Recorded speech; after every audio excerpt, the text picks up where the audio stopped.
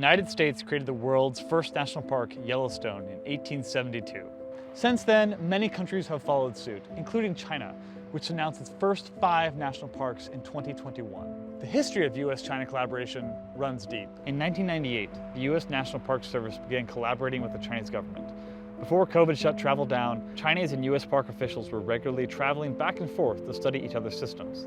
Today, there are 9 US-China sister parks actively collaborating on creating and sharing best practices.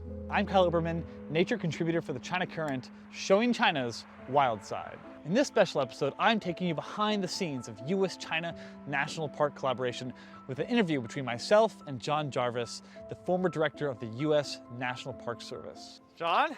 Hi, Kyle. It's so nice to meet you. Hey, ni hao. Okay, that's awesome. Ni hao. Nice to meet you. Yeah, Come on up. that's great. Thank you so much. This is lovely. So John, I think the first time you were in China was 1996, is that right? I think that's right. But now you went back and I think latest was 2019. If you take those dates as bookends, I imagine you've seen a bit of change. What I saw going back this time is there was a seriousness about it. And I think that was in part because, it's come from the top. I mean, the president said, we're going to do this. And as you well know, when China decides they're going to do something, they just do it, right?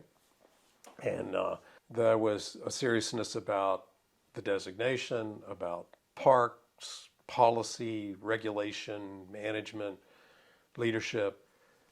It's still a bit messy, as you can imagine, sort of sorting all that out. But I felt there was a commitment there to make it work. And from my perspective, that's a good thing. So what do you think about the value of exchange between best practices and experts between US and China? Because the national parks in China, while now they're truly finally under a national bureau and they have their own park bureau, they're still not going to look like parks over here, right? There's still, I think, the 10 pilot parks originally, if you looked at all the parks together, there are 600,000 people living within them. There's no backcountry camping. So it's a lot. People think, oh, national park, but then they go and it's still not going to be the same. So when we look at exchange and best practice, what is the value of the US and China communicating on how to build national parks? Probably the most value is maybe they can avoid the mistakes that we made. We built our national parks after forced removal of our native people. So we were creating national parks on unoccupied lands. I like to say that the United States can honestly claim the national park idea with 1872 with Yellowstone or 1864 with Yosemite, depending on which park superintendent you're talking to. But when it went around the world, I like to say when it got back, it was different. And that was because in many cases, you couldn't take the U.S. model and apply it to occupied lands. So it had to be adapted to incorporate local indigenous stewardship.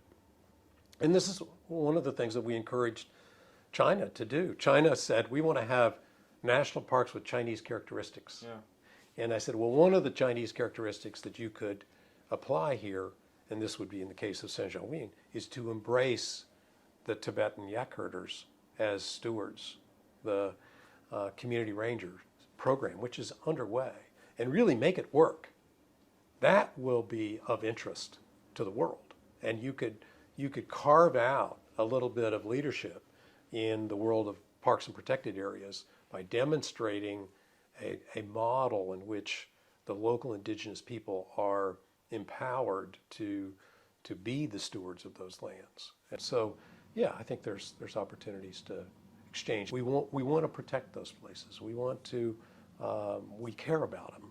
And if we can convert that care into advocacy for conservation, for the 30 by 30, for half Earth, then the parks are serving their pretty highest purpose.